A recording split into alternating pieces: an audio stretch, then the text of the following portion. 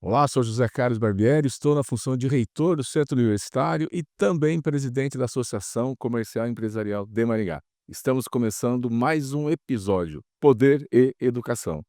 E no dia de hoje estamos trazendo uma pessoa bastante importante na política de nossa cidade, sempre envolvida também com a Igreja Católica. Quando fala de política, já está indo para a sua terceira legislatura, está muito envolvido com projetos na legislatura de educação, também projetos sociais, levando à ocupação dos espaços urbanos da nossa cidade.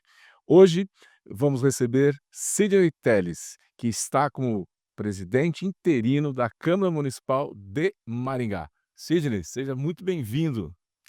Agradeço essa oportunidade de poder compartilhar um pouco sobre educação, sobre a legislação, sobre o legislativo, o importante poder legislativo, e quero ressaltar que é exatamente graças à educação que a gente pode melhorar todos os poderes do nosso país, em especial o poder legislativo, porque ele representa o povo e quando a gente tem mais pessoas preparadas, a gente pode fazer uma cidade melhor. Agradecer, Barbieri, esse teu convite. Você sabe da minha admiração pelo seu trabalho, pela sua trajetória, por estar hoje nessa função extraordinária de presidente da associação comercial, que aqui em Maringá tem uma característica, muito diferente de alguns lugares do Brasil. Ela se torna aquela que reúne todo o setor, da sociedade, o setor livre da sociedade, para contribuir na construção da cidade. Parabéns.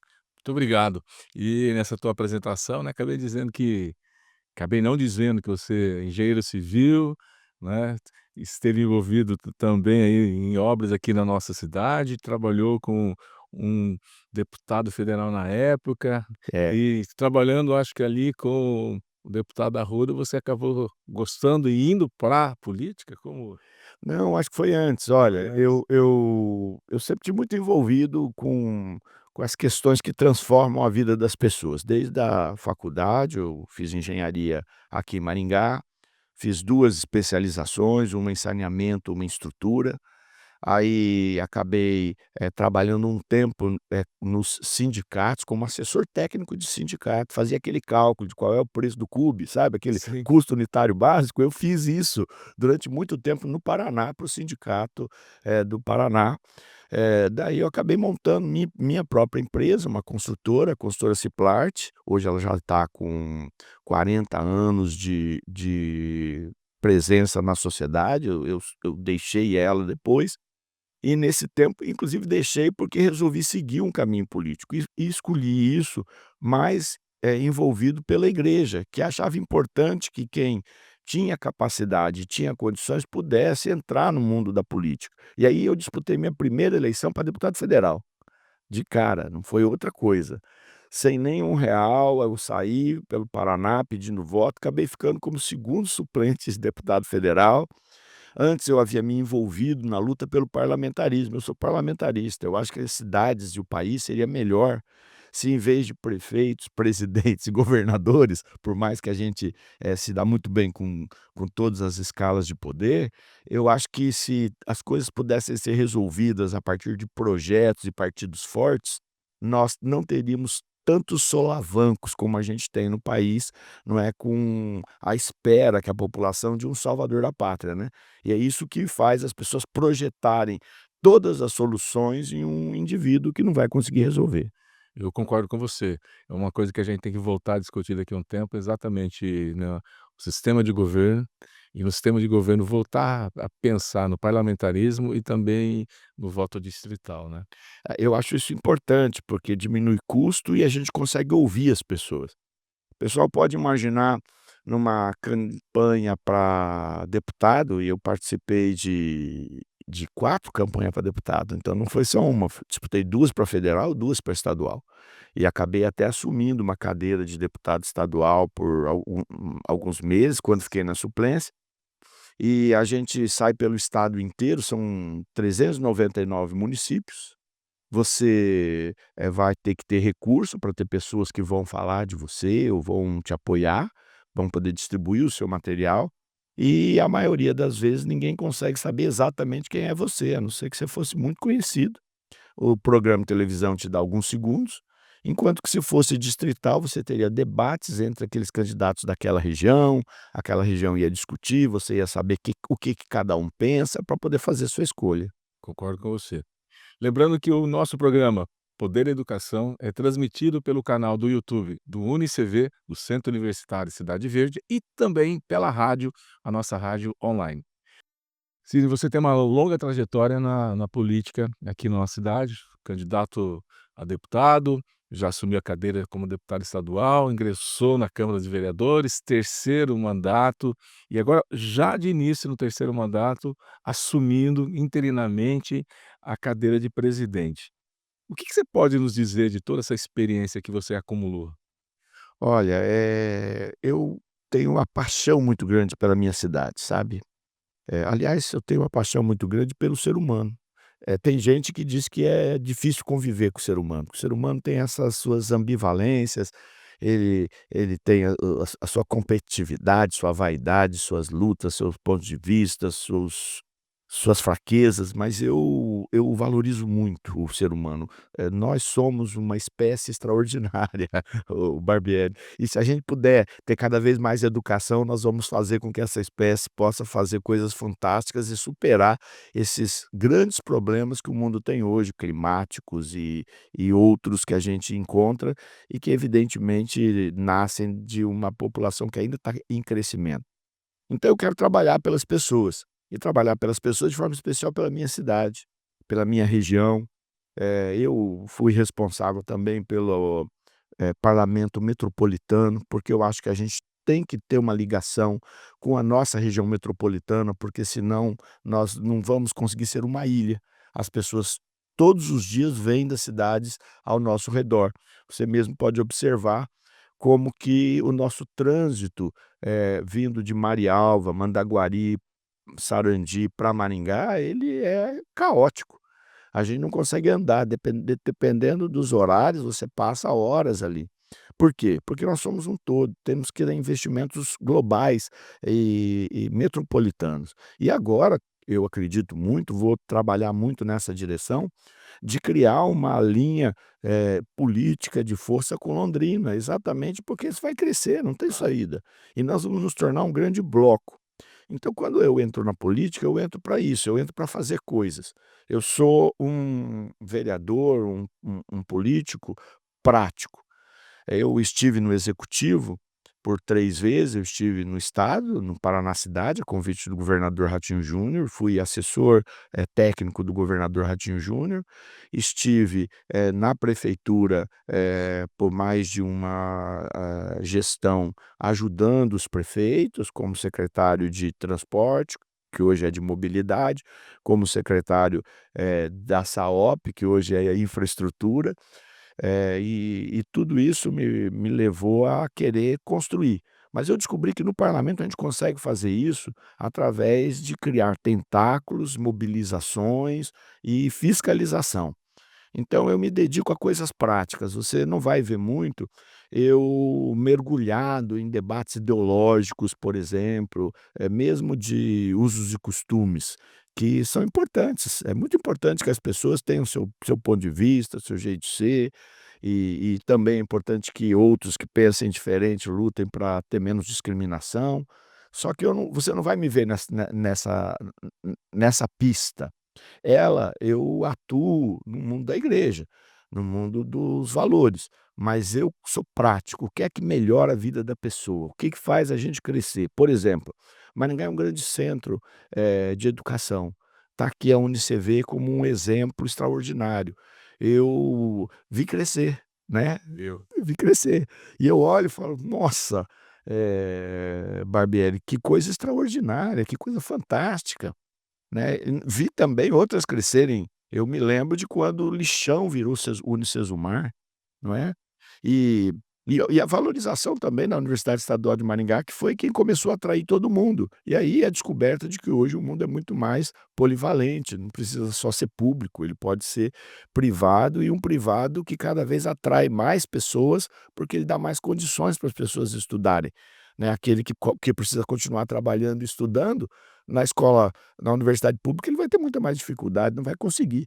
Então eu valorizo muito o que tem acontecido e essa é a minha luta, por fazer de Maringá esse lugar especial aonde nós sejamos irradiadores dessas novas coisas, de uma vida moderna, de uma vida, com educação, e é assim que eu tenho trabalhado na Câmara. Fui surpreendido por esse momento de estar presidente da Câmara, e eu faço com muita alegria, com muita, força para poder fazer com que todos os vereadores tenham o seu espaço, apresentem suas propostas, representem as suas bases e a cidade toda seja representada e a gente tenha o melhor de todo mundo. É desafiador, claro, mas eu estou muito empenhado e é claro, a permanência depende de fatores que não estão na minha mão e eu então não fico pensando neles, vou trabalhar. E estou aqui, servindo a cidade e quero continuar servindo. Só um detalhezinho, desculpa, um detalhezinho eu fui deputado por um pouco espaço de tempo, com exceção do salário que é muito melhor, eh, a no município a gente faz muito mais, porque aqui você está muito perto dos problemas, perto das coisas que precisam ser mudadas, perto das pessoas, enquanto que quando você está lá em Curitiba, as demandas parece que são, distantes. Você é demandado por algumas questões importantes, claro, analisa o orçamento, o salário do servidor, as nossas grandes empresas públicas, hoje não mais as nossas, mas como Sanepar, como Copel, mas ainda com grande participação do Estado. Enquanto que aqui é o dia todo você tem coisas para resolver e para tentar melhorar, seja na saúde, seja na educação, seja na infraestrutura, seja na limpeza urbana, na zeladoria. Então, é muito bom poder atuar, mas é muito trabalho. Acredito assim, como você disse, você está mais próximo do problema, mas também quando você ajuda a buscar a solução, é muito mais fácil também de ser reconhecido, né. Também tem essa vantagem, isso é muito importante. E o que a gente percebe, muito no caso do vereador, é que ele é a porta da voz do povo com o seu sofrimento. A gente não consegue resolver, porque precisa ser resolvidos problemas estruturais, mas é a gente que escuta isso. Então é aquela pessoa que está brigando por resolver um problema na sua situação salarial, é aquele que está desempregado. Hoje é uma coisa há uma coisa tão complexa, às vezes, para mim entender, para eu entender, eh, a gente tem lá na agência do trabalhador, uma quantidade de solicitações por mão de obra, que não se preenche. E ao mesmo tempo nós temos uma quantidade imensa de pessoas pedindo emprego. Então, por que essas 2 folhas não se encontram? Como é que a gente vai resolver esse problema? E aí cabe aos políticos pensarem em soluções. É o salário? É a formação? É o treinamento? É a educação? Por que essas coisas não estão se encontrando? Eu conversava com você agora há pouco, quantos, cursos de graduação hoje não tem mais nenhuma procura por parte da juventude, enquanto que outros ainda precisam ser criados, porque são necessidades novas da sociedade. Então a gente precisa resolver esses problemas e um dos caminhos é o legislativo. E eu concordo com você quando você falou da Agência de Trabalhadores. Essa semana eu tive uma reunião com o secretário que cuida, né, da agência, e assim, existem muitas vagas, só que em comparação ao que existe no município de procura, está muito baixo. Então além de você falar que a educação, certo, a qualificação, também uma coisa que a gente vai ter que ajudar a Agência do Trabalhador a divulgar a sua estrutura, que ele tem espaço lá para entrevistar, ele tem espaço para fazer cursos, só que ninguém sabe. Então ele vai ter que, né, vir aí com a gente, a associação comercial vai poder ajudar, as instituições de ensino também vão poder ajudar para usar esse espaço. Então é tudo isso que você falou, mas ainda a comunicação que a Agência do Trabalhador tem que ter com a comunidade. ser mais reconhecida como sendo o local aonde tem a vaga e, ao mesmo tempo, tem quem está procurando emprego. Mas assim, de todos esses projetos que você fez, são muitos, quais que você mais se orgulha de ter participado? Seja na educação, na infraestrutura, de políticas públicas? Olha, eu tenho, eh, algumas alguns caminhos que eu escolhi que eu achava que eram fundamentais. Fomos interrompidos pela covid, eu estava vereador no tempo quando a covid apareceu, rapidamente ninguém sabia o que fazer com aquilo e as pessoas começaram a lotar nossos hospitais e começamos a não poder atender outras demandas de saúde, porque a covid era transmissível, altamente transmissível. Desconhecia-se os mecanismos, começou inicialmente achando que era um problema respiratório, uma forma de gripe diferente, e algumas das ações que eu pude fazer naquele momento me dão muito orgulho, como, por exemplo, ter criado, os fundos necessários para as empresas não quebrarem naquele momento, termos conseguido, descobrir quais, áreas não podiam parar para poder intervir e fazer legislação que pudesse, quem fabricava máscara, quem fabricava roupa para estas coisas, quem estava pesquisando respirador, todo esse esforço eu pude participar, tenho um grande, sentimento de "puxa vida, obrigado meu Deus por estar ali naquele lugar certo para poder ajudar". E por outro lado, nossa cidade, que é uma cidade planejada, maravilhosa, mas que ela cresce, e a gente precisa fazer com que esse crescimento seja ordenado, mas ele também seja eficiente. Porque não adianta você fazer projetos de crescimento para a cidade, exigentes e depois não ter gente que seja capaz de poder viver naqueles espaços, porque eles se tornam caros demais. Então a área do urbanismo e do crescimento se tornou um foco importante do meu mandato, e eu atuei para poder fazer leis que diminuíam problemas, né. Por exemplo, Maringá, se você pegar os bairros novos, está cheio de casinhas geminadas, né. Pois é, as casinhas geminadas não conseguiam resolver o seu problema documental. Eu fiz uma lei dizendo: "Olha, se tem uma construída e ela construída certinho, a prefeitura é obrigada a separar e ela pode vender o outro terreno, fazer a outra unidade", e assim por diante. A gente atuou nas questões urbanas.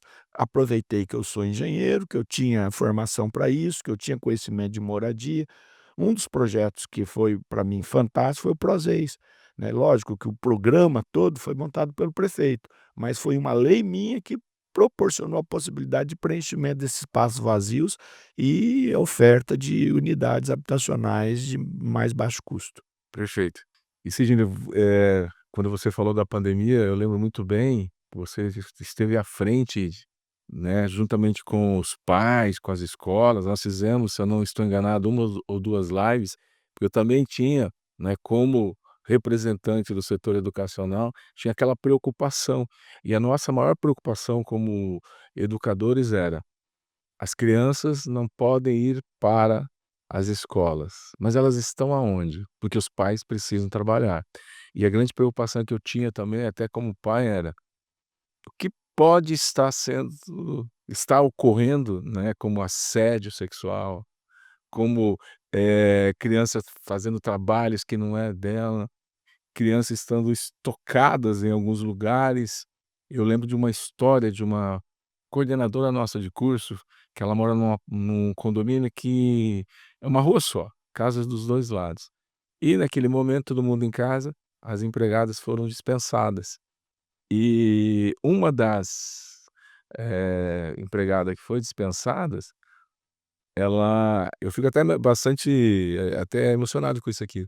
Uma das empregadas que acabou sendo dispensada, ela acabou sendo escolhida para cuidar de todas as crianças dali, mas ela não tinha formação nenhuma, mas as crianças não podiam ir Aconteceu pra muito. escola, as crianças não podiam ir na escola. E eu lembro muito bem, você foi ali uma das pessoas, né, que usou o teu mandato para defender, eh, que as atitudes tomadas fossem as melhores possíveis para as pessoas, sempre pensando, claro, existe um protocolo, esse protocolo tem que ser seguido, e mas que tivesse sempre o bom senso, né. Então lembro muito bem disso e até a gente conversou muito sobre isso. Cid, daí é o seguinte, você também vem de um movimento muito forte na Igreja Católica. O que que esse movimento te ajudou a ser um político, como você disse? Você se preocupa com a infraestrutura, se preocupa com a educação, se preocupa com a mobilidade, né, mas você também é um defensor dos usos e costumes. O que que ajudou toda essa sua formação religiosa, né, como cristão, estar à frente de projetos aqui na nossa cidade? Olha, me ajudou muito, porque primeiro me formou, né, me deu caráter, me deu, dignidade, me deu esse olhar para com o próximo, mas, também pela necessidade de que as pessoas possam ter uma oportunidade de dar vazão ao seu lado espiritual. O ser humano ele não é só não é só físico, ele não é só busca de dinheiro para poder ter prazer e conseguir algumas coisas, ele é mais do que isso. Ele tem uma dimensão, maior, que é a dimensão espiritual, e senão ele nunca vai ser feliz. Se essa dimensão ficar de lado, ele vai tentar preencher ela com tantas coisas e não vai conseguir preencher, porque, nada se encaixa naquele espaço, aquele espaço ele é próprio, que é o nosso a nossa dimensão espiritual. E eu me envolvi muito nisso, gastei muito tempo, preguei pelo mundo, fui para o Japão, fui para os Estados Unidos, fui para Portugal, coloquei um barco na Amazônia para poder levar, não só a espiritualidade, mas médicos e dentistas para as populações ribeiras do Rio Madeira. Fiquei responsável por um projeto para tirar as crianças, que eram prostituídas das ruas de Porto Velho e de Humaitá, na Amazônia, onde é muito comum isso acontecer, os caminhoneiros levam as crianças e vão embora, você nunca mais sabe para onde foi essas meninas, esses meninos. Então toda essa experiência me fez a pessoa que eu sou hoje, uma pessoa preocupada com essa dimensão e preocupada com a família, preocupada com que as pessoas possam, ter uma estrutura, pessoal para não se perderem. Então foi muito importante para mim, foi muito importante na política. Essa semana nós inauguramos aí o Hospital da Criança. Eu estava lá como presidente da câmara e eu acabei, fazendo um discurso bem curtinho, porque tinha muitos oradores, mas na minha mente eu fiquei pensando o tempo todo quando eu tinha 12 anos.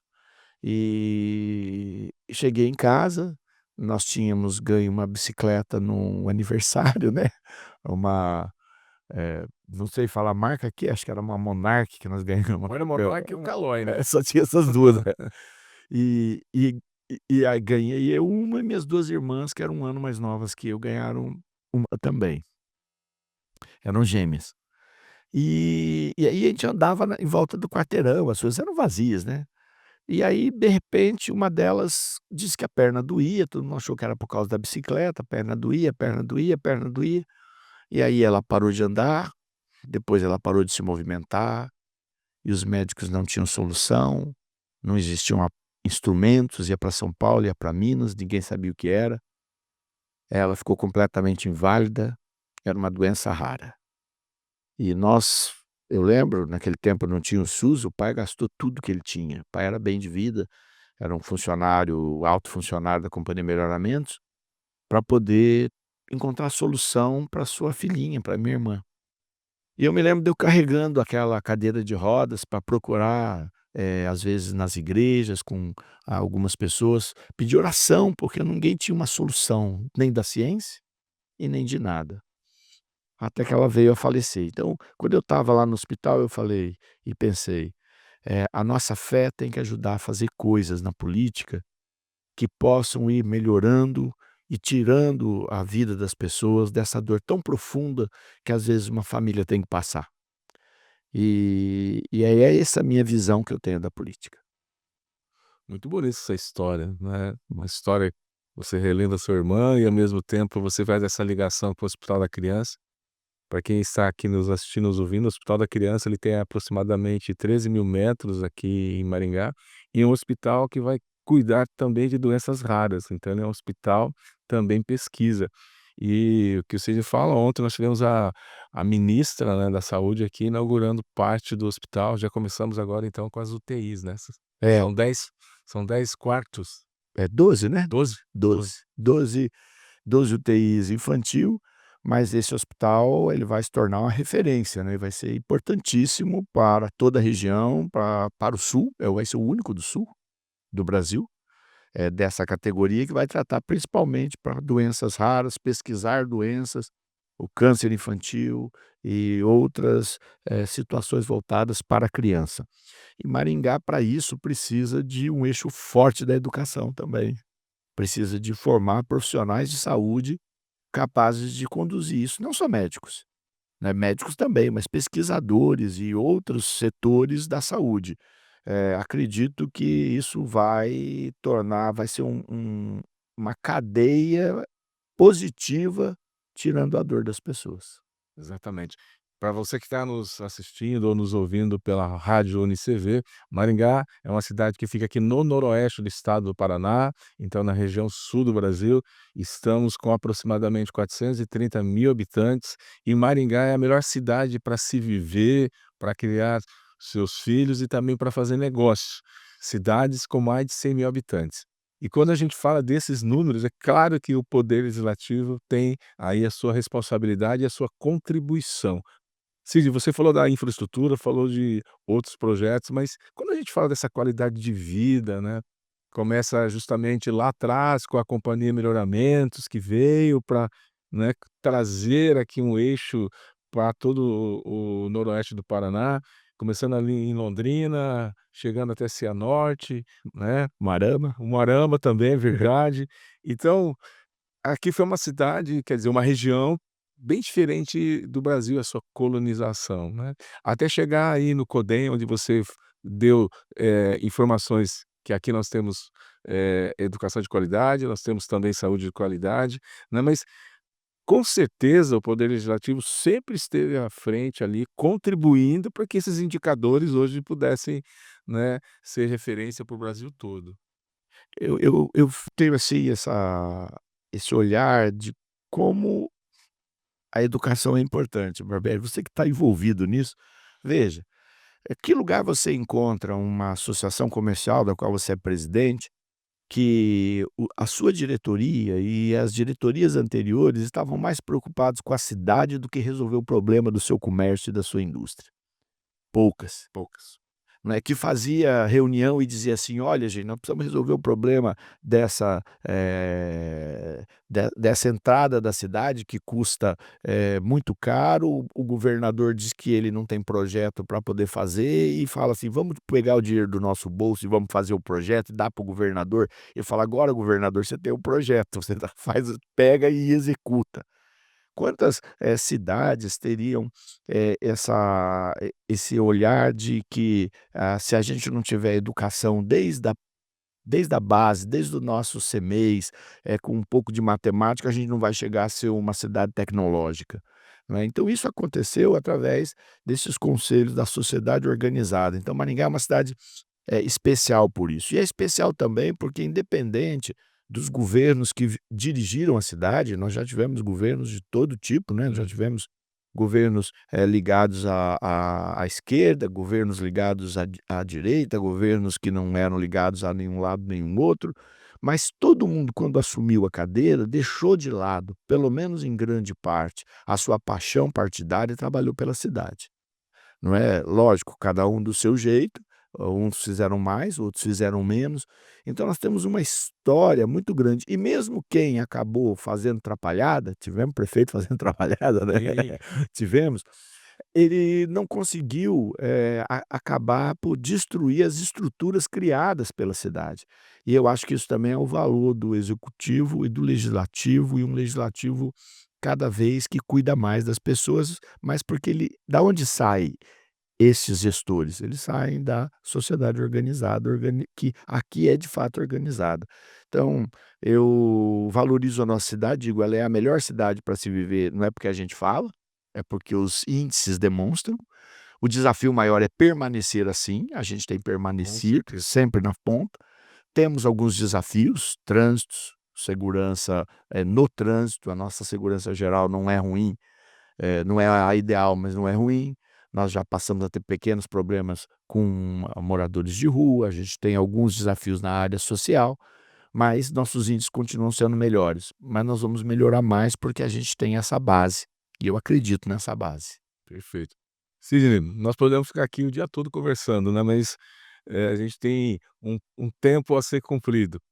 O que que você poderia dizer aí, né, que de repente eu deixei de perguntar, mas você acha que vale a pena reforçar? Porque nós estamos falando para jovens, hoje o nosso centro universitário está com aproximadamente 110.000 alunos, nós estamos com 114, 120 cursos presenciais e EAD, estamos em todos os estados brasileiros, também estamos no Japão, Portugal, Espanha, Inglaterra, estamos chegando aí nos Estados Unidos, né. Esse programa vai ser transmitido pelo nosso YouTube e também pela nossa rádio. O que que eu deixei de perguntar, mas que valeria a pena e você dá uma mensagem final aí para os nossos ouvintes? É esse eh, eu olho para esse novo tempo da educação, esse novo tempo. Maringá é uma cidade que tem um cluster de educação, de saúde e financeiro, de tecnologia muito forte. Nós precisamos dar oportunidade para os jovens, e eu comecei a fazer um grande trabalho agora na minha legislatura, voltada para a oportunidade para os jovens, né. Inclusive, para você ter uma ideia, abrimos um curso em parceria com o Senai, porque aí abrem cursos, o Senai vai estar dando esse curso, técnico, né, E a infraestrutura deles lá é maravilhosa. é maravilhosa, e graças a toda a importância da Federação das Indústrias, toda essa ligação de um curso de flexografia, onde não tinha um funcionário. Funcionário ganhando R$ 8.000, não tinha funcionário. A gente preferiu pagar R$ 1.000 para os jovens fazer o curso, para Perfeito. ele sair ganhando 8.000, não é. Então ele falou: "Puxa vida", quando eles descobriram, agora está lotado de gente querendo fazer. Então, há caminhos que a educação gera, há caminhos que a gente pode gerar, como você tem falado. Então, minha dedicação agora é em criar oportunidade para essa nova juventude que quer fazer um tipo diferente de trabalho e que a gente precisa descobrir. Estou me dedicando a isso, e dizer que Maringá precisa também cuidar dos seus políticos, no sentido de valorizá-los para que a gente possa fazer mais. Concordo com você, porque estar à frente, né, se colocar o seu nome à disposição, seja para vereador, como é teu caso, para prefeito, deputado, senador, tem que estar realmente ali, né, com disposição, mas ao mesmo tempo tem que ser valorizado e reconhecido pela população, porque é estar à frente trabalhando para o coletivo.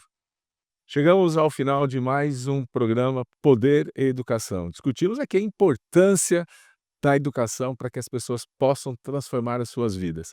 Lembrando que esse programa é também transmitido pelo YouTube do UniCV e pela nossa rádio. Até então, o nosso próximo episódio.